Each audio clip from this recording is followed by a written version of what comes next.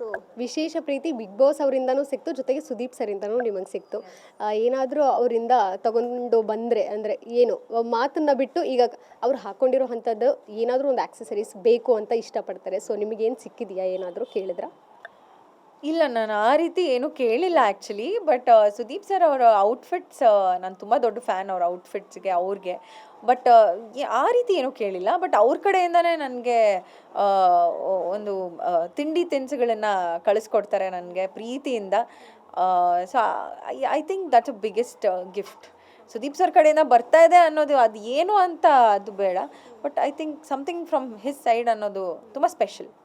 So ಈ season ಒಂದು ಎಪಿಸೋಡಲ್ಲಿ ಹೇಳ್ತಾರೆ, ಈ ಸೀಸನ್ ತುಂಬ ನನಗೆ ಇಷ್ಟ ಆಗಲಿಲ್ಲ ಯಾಕೋ ಅನ್ನೋಂಥದ್ದನ್ನು ಮುಂಚೆ ಹೇಳಿರ್ತಾರೆ. ಈಗೀಗ ಎಲ್ರಿಗೂ ಇಷ್ಟ ಆಗ್ತಿರೋ ಅಂಥದ್ದು. ಮುಂಚೆ ಆ ಮಾತನ್ನು ಕೇಳಿದಾಗ ಎಷ್ಟು ಬೇಜಾರಾಗಿತ್ತು, ಯಾಕೆ ಸುದೀಪ್ ಸರ್ ಈ ಸೀಸನ್ ಇಷ್ಟ ಇಲ್ಲ ಅಂತ ಹೇಳಿದ್ರು. ಸೀಸನ್ 6 ಬಿಟ್ಟರೆ ಇದು ನನಗೆ ಇಷ್ಟ ಇಲ್ಲ ಅನ್ನೋ ರೀತಿ. ಪ್ರಾಬಬ್ಲಿ ಐ ಥಿಂಕ್ ಕಂಟೆಸ್ಟೆಂಟ್ಸ್ನ ಬಿಹೇವಿಯರ್ ಇರ್ಬೋದು, ಅಥವಾ ಅವ್ರು ಆಟ ಆಡುವಂಥ ಒಂದು ರೀತಿ ಇರ್ಬೋದು, ನಾವುಗಳು ಬಿಹೇವ್ ಮಾಡುವಂಥ ರೀತಿ, ಆಟ ಆಡುವಂಥ ರೀತಿ.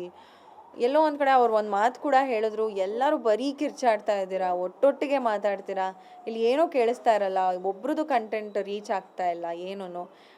ಅಂದರೆ ಮಾತಾಡುವಂಥ ಕಂಟೆಂಟು ಏನು ಎಲ್ಲರೂ ಒಟ್ಟೊಟ್ಟಿಗೆ ಕಿರ್ಚಾಡ್ತಾ ಇದ್ದೀರಾ.